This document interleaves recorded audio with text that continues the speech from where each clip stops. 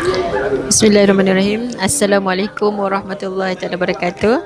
Saya Puan Mazliza Suryayana binti Dola, penolong pengarah kanan cawangan Ilash Home bahagian pengurusan dakwah Jawi. Okey. Saya di sini merupakan ketua unit bagi unit pengukuhan dan unit psikologi dan kaunseling.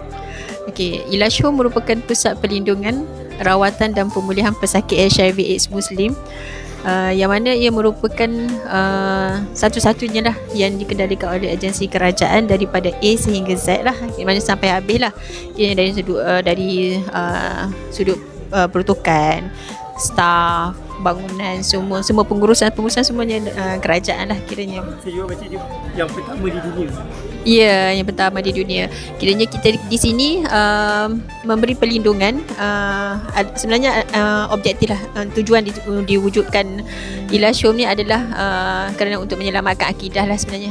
Menyelamatkan akidah umat Islam, rentetan daripada gelandangan yang dijangkiti HIV/AIDS mendapat perlindungan di gereja pada tahun 2008. Jadi MKI 2009 memutuskan yang wilayah persekutuan perlu ada rumah perlindungan seumpama inilah. Jadi projek ni adalah projek JAKIM lah sebenarnya. KSK JAKIM dah diserahkan kepada Jawi untuk pengoperasian. Jadi kita di sini kita memberi perlindungan yang tadi ada 3 komponen, iaitu perlindungan. So kita memberi penginapan, kita bagi makan minum, kita juga dengan bantuan mawib. Sebenarnya ada bantuan bulanan untuk klien-klien di sini, dan bantuan keperluan makan untuk setiap bulan pun ada sebenarnya bus yang diberikan oleh mawib. Kemudian untuk perkhidmatan, untuk rawatan kita gabungan lah,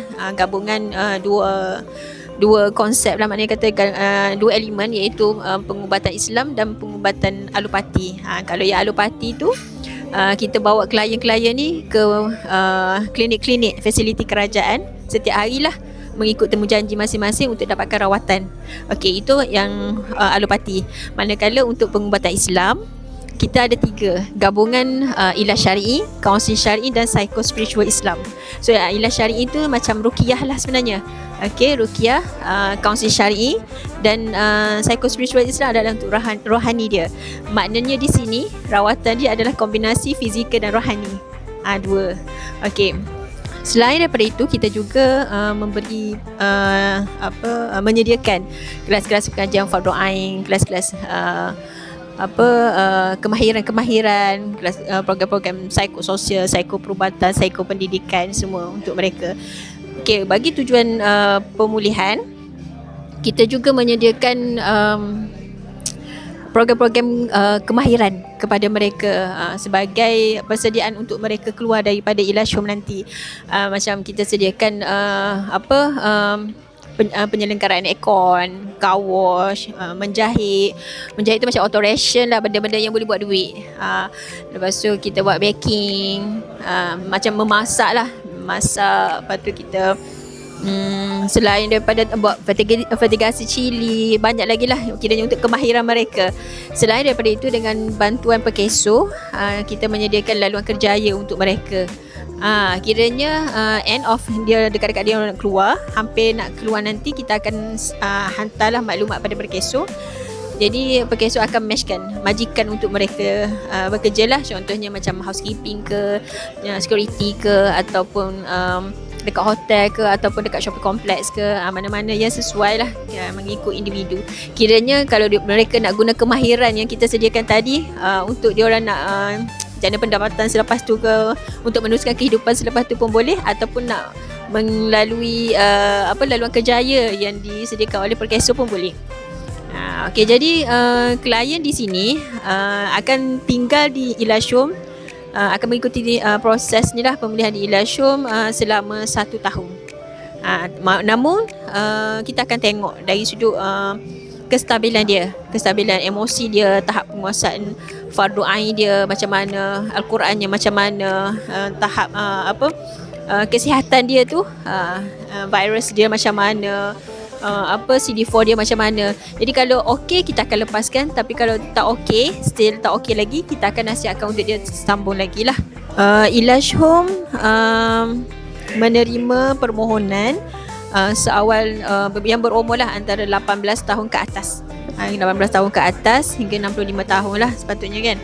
Okey, jadi boleh buat permohonan dengan mengisi borang. Kita ada dua borang. Pertamanya borang permohonan dan satu lagi laporan kesihatan. Laporan kesihatan tu perlu jumpa doktor yang merawat klien tersebut dan kena masukkan maklumat kesihatan kat situ, dan belakang tu ada disertakan sekali pengesahan psikiatrik. Kat situ pakar psikiatrik kena sahkan. Ni bagi tujuan supaya untuk kita nak meneruskan rawatan lah. Tapi jika sekiranya psikiatrik tu kiranya yang biasa-biasa boleh. Tapi kalau yang sehingga mengganggu, memudaratkan orang lain, kita tak dapat nak terima lah. Okey, syarat untuk masuk ke Elisho pertamanya hendaklah disahkan HIV lah. Yang disahkan HIV AIDS, yang kedua Muslim, yang ketiga warga negara, tiada penyakit-penyakit lain lah seperti TB. Maknanya kalau ada TB kena selesaikan dulu. Lepas tu baru boleh masuk, sebab kita takut berjangkit pada klien lain kan. Lepas tu tidak ada terlibat dengan jenayah berat. Tapi kalau dengan dadah kita terima lagi. Tapi kalau macam kes membunuh kita tak terima lah, sebab dia ada kaitan dengan psikiatrik lah selalunya. Boleh menguruskan diri sendiri. Kalau bedridden kita tak terima lah, sebab kita pun tak ada cukup manpower lah untuk nak fokus pada klien seumpama itu kan. Dan sukarela nak berubah lah. Sukarela nak berubah. Setiap tahun kita setiap masa kita terima je. Maknanya sehingga kini Elisho mula beroperasi 2 Januari 2024 sehingga kini. Jadi kita telah menerima pendaftaran klien seramai 40 orang lah. 40 orang, dan yang terkini adalah seramai 14 orang. So klien dia sentiasa dia ada keluar masuk lah. Kena setahun, paling minimum setahun. Maksimum tu kena mohon balik lah, kena isi borang permohonan lah. Pada saya lah pada saya saya suka macam saya suka menyahut cabaran lah sebenarnya kan. Sebenarnya yang paling utama sekali adalah stigma lah sebenarnya. Sebelum ni memang saya mula lapor diri kerja tahun 2008 tu menguruskan mereka sebenarnya. Kita di bawah dakwah, kita ada satu cawangan, iaitu cawangan Hadari dan Kefahaman Islam. Di bawah tu ada satu unit, iaitu unit komuniti disayangi. So unit komuniti disayangi itu dia menguruskan golongan HIV AIDS, penyakit dadah, bekas-bekas kerja seks, golongan remaja bermasalah semua. So banyak yang sosial kat situ. Jadi saya dah biasa. Jadi bila saya keluar daripada Jawi, sebelum ni saya bertugas di Bukit Aman 5 tahun. So saya keluar daripada Bukit Aman, terus dihantar ke sini, saya tak adalah rasa terkejut sangat lah. Namun pada mulanya kita dihantar seramai 7 orang secara pentadbiran. So dalam kalangan 7 orang tu memang ada yang stigma lah. Yang tak biasa memang stigma. Pertamanya kita mengharapkan sebenarnya keluarga sendiri yang memberi sokongan kepada mereka, yang jaga, yang bagi sokongan. Namun ada kalangan keluarga yang tak mampu kan, disebabkan oleh tak faham sebenarnya. Okey, sebenarnya pada saya lah, saya nak menasihati lah. Sebenarnya mereka stigma ni berpunca daripada mereka tak faham berkenaan dengan HIV itu sendiri. Okey, sebenarnya HIV ni macam contohlah kita ni CD4 kita 1000 kan, 1000. So mereka ni kalau dapat CD4 dalam 300-400 tu, dengan virus load dia bawah undetected, mereka boleh kahwin, mereka boleh melahirkan anak. So pasangan tidak dijangkiti dan anak tidak dijangkiti kan. Itu pun dengan pemantauan doktor lah kan. Jadi maknanya dengan pengambilan ubat secara berterusan, secara konsisten, dia orang boleh sihat. Dan sebenarnya mereka ada kaitan dengan emosi sebenarnya. Kadang tu macam klien dekat Elisho, kalau emosi tak stabil, walaupun kita bagi ubat macam mana pun, mengikut konsisten, mengikut jadual ke secara konsisten pun, still CD4 tak nak naik.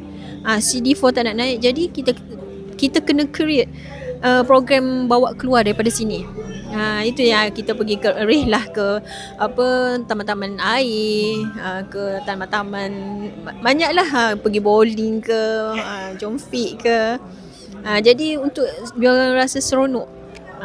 Jadi di sini kalau ikutkan untuk kemahiran, kita JV dengan IKB, dengan Giat Mara, dengan Puspes Sungai Besi pun ada.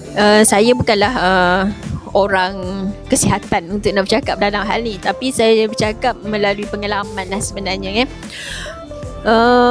parents jangan takut lah sebenarnya. Just once tahu anak dijangkiti HIV, sebab kita dah tak boleh nak buat apa dah kan. Tinggal lagi kita boleh rawat dia, jaga dia supaya dia tidak terus melarat kan.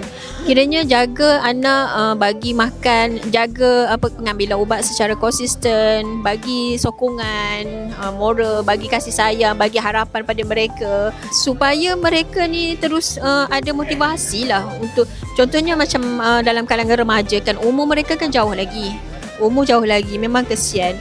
Walaupun mereka melakukan kesilapan, bukan bermakna dia salah buat selama-lamanya. Dia boleh kembali ke jalan yang betul. Cumanya kita sebagai parents, keluarga, kena memberi sokongan lah pada mereka. Begitulah. Kira macam yalah, kalau kita tengok dalam Al-Quran pun kan, Allah kata i'lamu annallaha syadidul iqab wa annallaha ghafurur rahim kan. Allah kata ketahuilah bahawasanya hukuman Allah, iqab, pembalasan Allah tu syadid bagi orang yang tak dengar kata, yang membuat kesalahan, yang membuat kezaliman pada diri sendiri. Tapi kita kena ingat ada ayat di hujung tu, Allah kata wa annallaha ghafurur rahim, dan sesungguhnya Allah juga adalah Maha Pengampun dan Maha Pengasihani kan. Jadi kita bagi peluang pada mereka, bagi galakan, kalau boleh dapatkan rawatan secepat mungkin. Jangan sampai virus tu menyerang. Ada dalam kalangan klien kami yang umur baru 22 tahun tapi tak makan ubat, dah stage 3, dah third line, sebab default ubat kan. Bila default ubat, dia dengan tak ada semangatnya, bila dia masuk kat sini, kita jagalah dan kita bagi semangat. Tapi kalau orang kat luar, klien-klien yang duduk kat luar dengan umur yang muda macam tu, tak ambil ubat, yang kita risau adalah takut virus tu akan serang dia balik lah. Macam serang otak pun mungkin boleh jadi meningitis semua kan, dan sebagainya lah.